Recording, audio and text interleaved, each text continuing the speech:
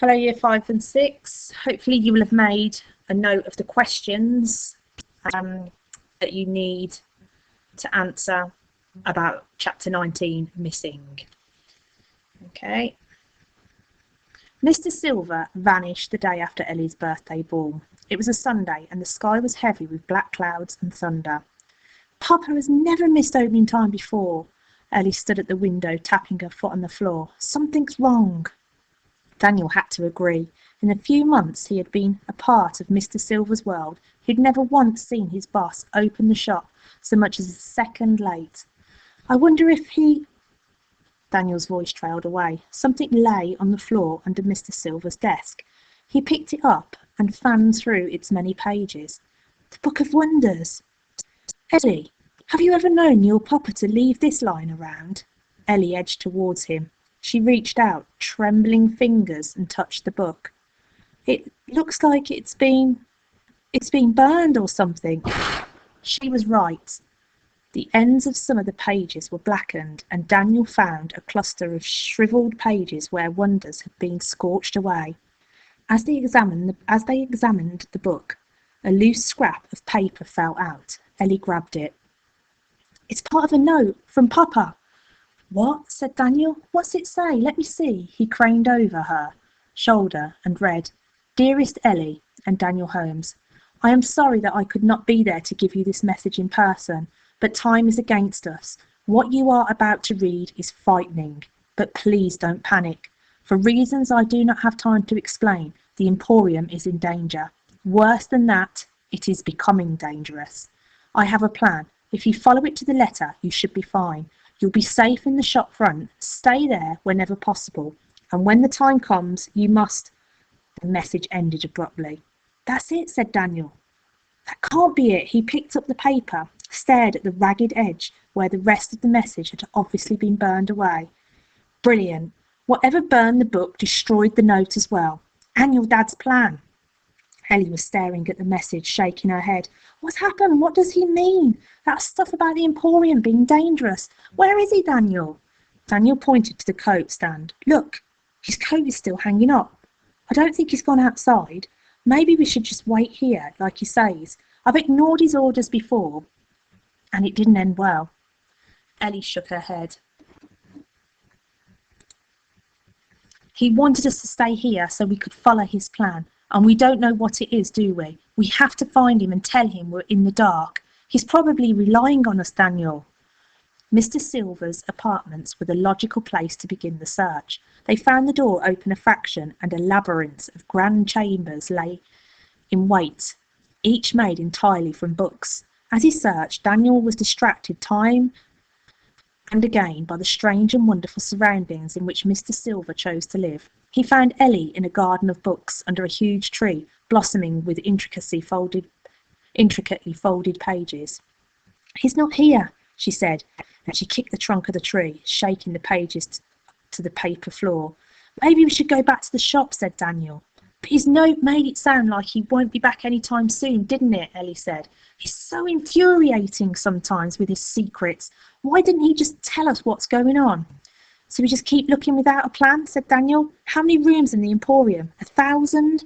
How are we supposed to check them all? A thought flared to life in his mind. Search parties. The lobby of the Nowhere Hotel was packed with impatient performers and vendors, eager to start work. This was the way of things. Every day the staff would gather, dressed to the nines in black and gold, checking pocket watches and timepieces until the glorious moment when twilight cloaked the world outside and the doors of the Emporium opened. Excuse me, sorry. Daniel pushed and squirmed through the pack, looking for Caleb and Anya. Ouch! Watch it! Hey there! They are... Ellie, I found them! The fire breather and snake charmer were standing together as they always seemed to be. Caleb stood a full head taller than everyone apart from Anya and was holding court amid a group of vendors. So, out there in the real world, not only is the moon 400 times smaller than the sun, it is 400 times closer, so they appear the same size in the sky.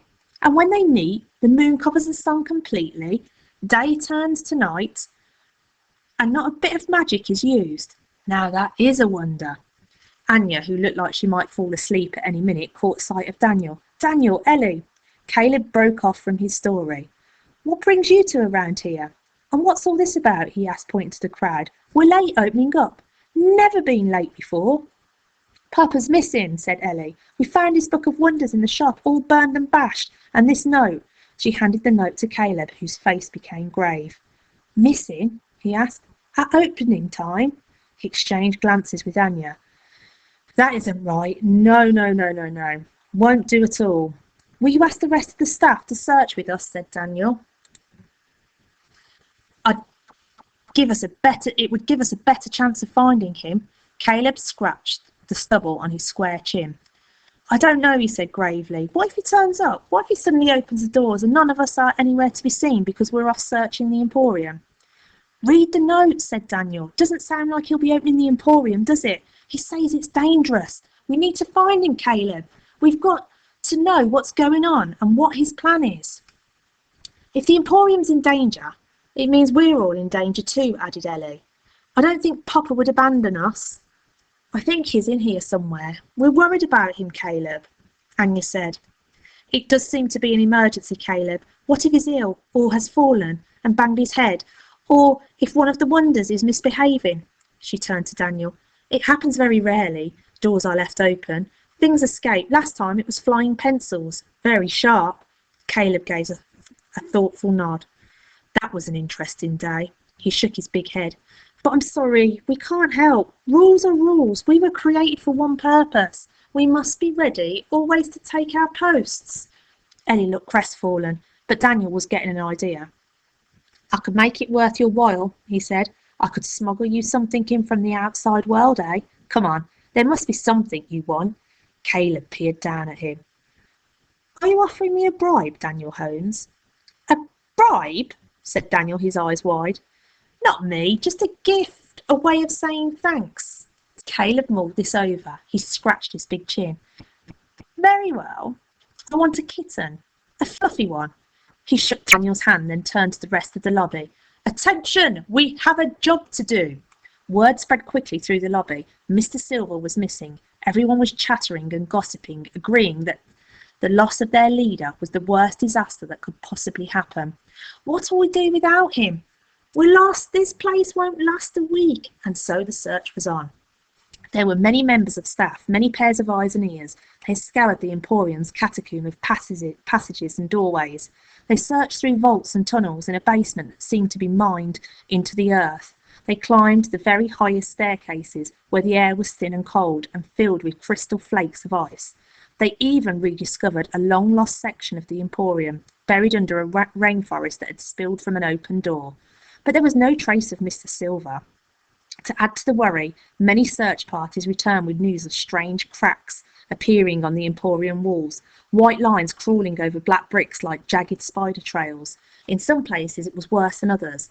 There was even a rumour that one of the corridors had collapsed. It is as if he has vanished, said Caleb, after yet another search party had reported no success. He clicked his fingers. Gone! Poof! Like that. Are you very sure he hasn't left the shop? He wouldn't leave the Emporium without the book, said Ellie. It's practically part of him. And I'm sorry to say, I'm stumped. Daniel's mind was ticking. It just didn't add up. Why would Silver vanish? If the Emporium was in trouble, as his note suggested, and the cracks in the walls confirmed, then Mr. Silver would be the last to leave. Daniel knew that. And why had he dumped the book? Wait a minute, he said. When we go to New York, Mr. Silver finally found his treasure. Whatever he'd been searching for, and now a few days later he's gone. That can't be a coincidence, can it? But what was the treasure? Said Ellie. Was it something dangerous? And why would he disappear with it? Daniel shook his head. There's only one way to find out, I guess. I'm heading back to Bizarre's Bazaar.